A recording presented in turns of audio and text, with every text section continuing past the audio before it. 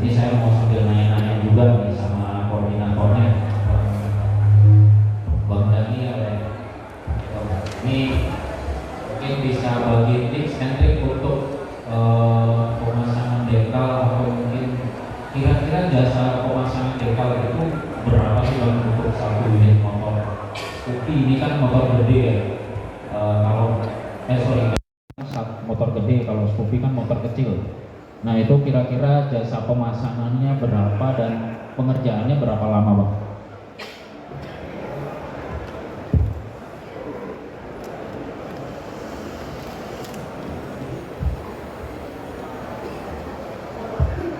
Kalau untuk jasa pasang relatif ya Pak, tergantung daerah masing-masing.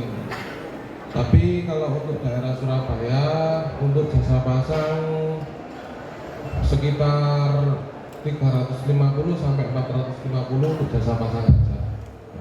Dan untuk lama pemasangan sekitar 2 sampai 3 jam. Ya. Tergantung customer. Untuk customer kan kadang, Mas, ini dilepas saja biar bisa masuk semua. Terus ada customer, Mas, nggak usah dilepas, langsung aja nggak apa-apa, soalnya buat nutupin aja. Seperti itu. Jadi untuk harga kisaran segitu itu pemasangan stikernya full body atau gimana Mas? Full body. Oh, full body. Full body ya. Itu untuk NMAX ya Mas? Untuk NMAX. Nah kalau Scoopy harganya lebih murah lagi atau gimana? Atau sama? Kalau untuk Scoopy ya naik turunnya hampir sama segitu. Cuman beda mungkin sekitar 50 sampai 100 ribu aja. Nah ini kalau misalkan Bapak Ibu yang di sini tertarik buat memasang stiker, itu kira-kira bisa datang ke tempatnya Bang Daniel itu di mana ya? Ya, ini kebetulan ini kita dari tim KPPS, dan KPPS ini sebuah komunitas stiker yang ada di seluruh Indonesia. KPPS sendiri itu singkatan dari Komunitas Penjual dan Pemasang Stiker. Kalau untuk daerah Surabaya ini ada regional Jatim dan chapter Surabaya. Nah, Surabaya ini tergabung dari Gerbang Kertasusila. Dari Gerbang Kertasusila, kalau mau pasang stiker yang ada labelnya KPPS, jadi di toko-toko yang sudah anggota itu pasti ada logo KPPS-nya, dan itu insya Allah terjamin. Yang kedua, bergaransi gitu. Dan untuk pemasangan insya Allah dilakukan oleh orang-orang yang profesional. Nah itu menarik nih, masang stiker ternyata ada garansinya. Garansinya maksudnya gimana Bang?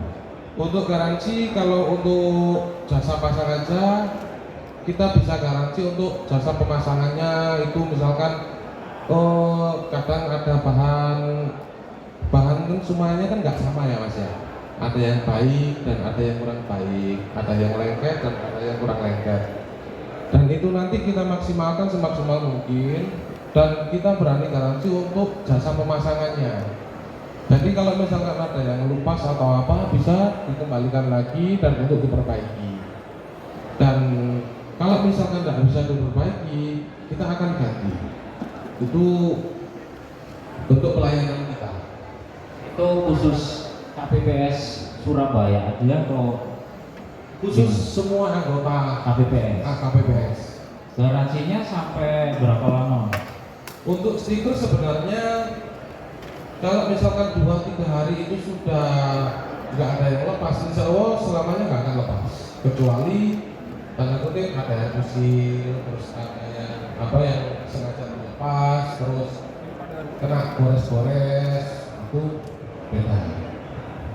Mas mau nanya dikit nih, jadi kalau misalkan kita punya kendaraan dikasih stiker, nah Mas Daniel sendiri sebagai pelaku bisnis untuk cutting stiker, kira-kira punya tips-trik nggak untuk merawat kendaraan yang bodinya dilapisin stiker itu? Kira-kira treatmentnya seperti apa? Apa perlu treatment khusus? Nggak boleh dicuci terlalu keras, gosoknya apa gimana?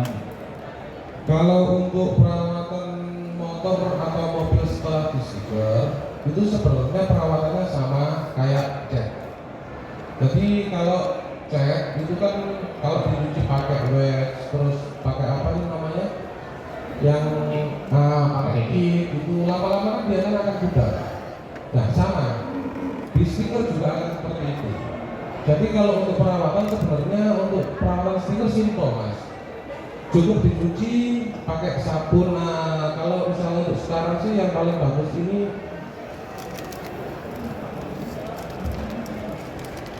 jadi untuk yang saat ini yang paling bagus ini sunlight. Jadi pakai air sunlight itu sudah bagus. Tapi dibilas bersih, sudah hilap dengan sendirinya, sudah bersih dengan sendirinya. Tapi juga perlu diingat untuk cutting stiker ini kan bahannya juga bahan dari plastik, pasti ada jangka waktunya gitu. Kalau untuk perawatan sih lebih mudah stiker daripada cat gitu. Oke, nah mungkin ada yang mau dibagiin nggak mas? Kalau tadi kan kita ngomong dari sisi pengguna ya. Nah kalau misalkan nih dari bapak ibu di sini ada yang tertarik mau bisnis cutting stiker, nah itu mungkin bisa berbagi pengalamannya mas Daniel sendiri awal mulanya bisa tertarik ke bisnis cutting stiker itu gimana? Awal mula pertama kali bisnis stiker, jujur kalau saya pribadi lihat kendaraan mas, dan baik motor dan mobil. Kalau dulu kan untuk motor ini kan setiap 6 bulan sekali baru ada yang baru gitu ya.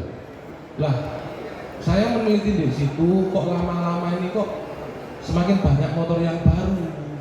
Terus untuk sekarang bahkan nggak sampai 6 bulan sudah ada motor yang baru. Nah disitulah ternyata memang bisnis stiker ini selama masih ada kendaraan dan manusia hidup nggak akan hilang kayaknya gitu. Nah akhirnya saya mulai fokus di situ, dan baiknya lagi dulu terkesan untuk stiker ini kan melulu di otomotif. Nah ternyata nggak hanya otomotif, semua bidang di gedung, di plakat-plakat, semua ini untuk saat ini semuanya hampir menggunakan stiker. Jadi semakin banyak kesempatan di situ. Udah?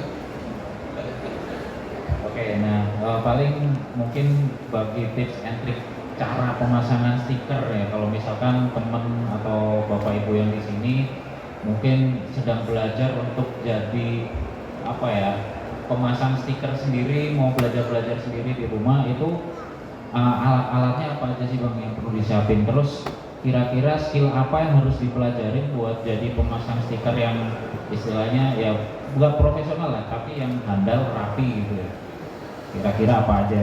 Kalau untuk alat yang utama ini, yang utama cutter sama step. Iya, Yang itu ya. yang ini step. Ini untuk pemasangan, untuk alat-alat pemasangannya. Terus ini ada lagi sarung tangan, terus hotgun. Hotgun. Iya itu. Dan untuk cara pemasangannya sebenarnya kita harus yang pertama kali diperhatikan bahan. Bahan ini pertama kali kita harus tahu bahan ini karakternya bagaimana. Terus misalkan kalau dilakukan di tikungan seperti ini bahan ini mampu nggak kira-kira. Terus kita juga harus tahu body mana saja yang didahulukan. Jadi kalau misalkan kayak gini, ini nekuk kayak gini, ada lekukan kayak gini, otomatis yang didahulukan yang lekukan dulu, yang ekstrim dulu, baru yang rata. Kalau misalkan langsung di rata dulu, terus dibawa ke sini, otomatis di sini nanti akan narik semua.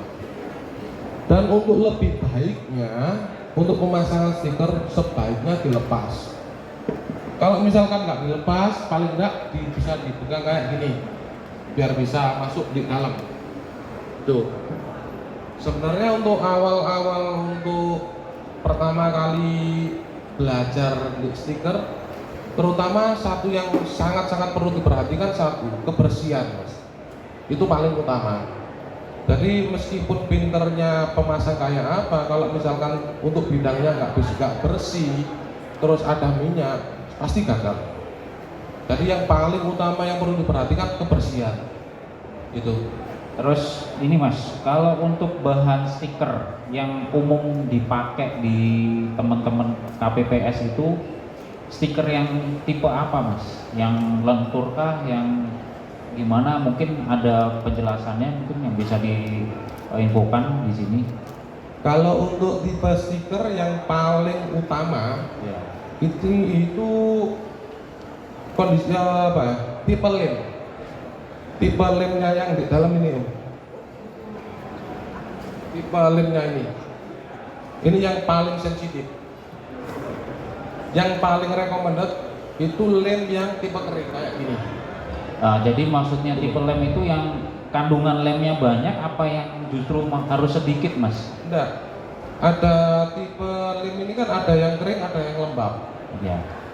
Mungkin banyak sudah sering kali kita lihat ya, kadang itu ada bahan yang lemnya itu kayak gini udah lepas. Nah, itu lembab. Nah, itu juga sangat bahaya. Ditempel di bodi pada waktu itu bisa nempel. Tapi untuk selanjutnya pada waktu pelepasan lem itu pasti akan nempel di bodi. Dan itu untuk membersihkannya sangat sulit. Itu. Kan saya pernah lihat juga tuh Mas, ya salah satu anggota KPPS di Jakarta juga ya. Saya lihat proses pembongkaran stiker gitu ya. Nah saat dibongkar itu kan kadang saya lihat banyak lem yang masih nempel gitu dari stiker yang lama. Nah itu gimana Mas? Maksudnya apakah lem-lem stiker dengan lem yang seperti itu nggak recommended untuk dipakai pemasangan di wrapping kendaraan atau gimana ya? Kalau untuk recommendednya sebenarnya nggak recommended sebenarnya. Tapi ya kembali lagi kita hanya pemasang. Nah, kita untuk komplain-komplain yang seperti itu kita juga wajib komplain sebenarnya, Om. Jadi kita komplain ke distributor atau apa, nanti dari distributor itu sendiri dia akan evaluasi. Itu pasti. Karena untuk saat ini jujur customer sekarang lebih pintar. Jadi harus lebih pintar lagi sebenarnya. Untuk apa? Untuk kita. Jadi kalau misalkan ada komplain dari customer, itu sebenarnya keuntungan juga buat kita. Karena kadang kita untuk pekerjaan yang banyak kita belum tahu, nggak terlalu merespon atau apa, terus kasarannya cari dong Jawa angker ditemplek no, kan? Nah seperti itu. Jadi untuk customer kita juga berterima kasih kalau ada komplain-komplain yang seperti itu, kita matur suwun sangat. Jadi kita tahu kelemahan kita di mana, terus kelemahan bahan kita di mana, gitu. Sebenarnya gitu. Oke. Ya ini sambil kita lihat ya proses pemasangannya. Ini untuk motor Scoopy-nya kira-kira udah berapa persen Mas selesai nih? Kira-kira. Oh, udah 80% ya. Jadi termasuk cepet. Nah, ini pengerjaannya tadi berapa orang, Mas? Kalau satu motor Scoopy ini? Oh, 3 orang ya. Jadi lumayan cepet ya. Jadi kita di sini hanya ada waktu kurang lebih 1 jam. Dan ini 80% satu unit motor Scoopy udah hampir selesai untuk pemasangan stikernya. Nah ini kalau dilihat kan memang nggak terlalu banyak ornamen-ornamennya ya Mas ya. Iya. Jadi hanya warna putih polos, ada striping dikit. Nah ini saya mau nanya Mas, kalau untuk tren-tren dekal sendiri itu di Indonesia ya, mungkin di Surabaya ya, itu tren desainnya itu gimana? Apa stripping atau yang full body ngeblok itu apa gimana kalau trennya di Surabaya sendiri? Kalau untuk tren untuk yang tahun sekarang, ini trennya polos. Oh polos, Ya, justru polos. polos, tapi maunya mereka itu warna-warna pastel. Yang lagi booming sekarang warna-warna itu. Dan kalau untuk printing, untuk print itu lebih cenderung ke stripping untuk sekarang. Stripping UV yang pakai bahan transparan itu mas. Bahan transparan ya. Ya, Nah, itu sekarang. Nah ini ngomong bahan transparan juga tuh mas. Saya juga pernah lihat itu ada satu motor yang kayaknya cuma dikasih bahan stiker transparan. Nah itu sendiri sebenarnya pakai bahan transparan stiker atau bahan yang lain mas buat ngelapisin bodi motor itu? Kalau untuk print UV, kalau untuk print UV yang transparan itu sebenarnya udah nggak usah pakai lapisan loh. Nggak usah pakai lapisan lagi. Jadi untuk print UV untuk saat ini dipakai outdoor pun aman. Jadi kalau kita pakai transparan stiker berarti kan misalkan tanpa printing gitu ya. Iya. Maksudnya bahannya itu apakah tetap transparan stiker atau ada bahan khusus, kan ada stiker yang anti UV, anti apa gitu apa segala macam. Sebenarnya bebas om kalau untuk transparan. Yang penting kalau untuk sekarang kan memang beda-beda. Ada yang VPF, ada yang PPF, terus ada yang anti itu tadi kan. Ya. Kalau untuk transparan sebenarnya untuk saat ini yang dikhususkan untuk Masalah stiker nih Bang. Mungkin ya buat bapak ibu yang belum tahu ya, semisal saya punya motor hitam ya. Nah saya sih kalau jadi sama sekali nggak ada unsur ini. iya, selama saya di stiker ini hampir 16 tahun belum pernah asli warna mobilnya enggak. Dan kebetulan kemarin itu saya kena tilang Tapi tilangnya karena warna. karena salah jalur. Oh salah jalur. Nah, di situ saya ingin membuktikan. Ya. Saya membuktikan ini gini. Kita coba Pak Polisnya gimana?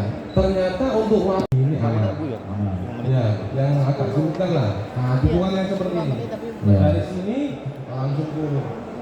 Ya, ini harus putar-putar di kata. Oke. Nah ini karena kebetulan kita Tergantung habis bahan. Oke. Jadi tergantung Ukuran mobil ya. ukuran mobil. Oke. Gitu. Jadi untuk mobil yang semakin besar, otomatis bahan semakin banyak. Nah, itu akan semakin mahal. Ya anggap contoh kita pakai mobil sejuta umat nih Avanza gitu ya. Avanza itu kisarannya berapa mas? Kalau untuk pakai bahan premium mulai dari 5,8 atau 6 juta sampai 50 juta ada.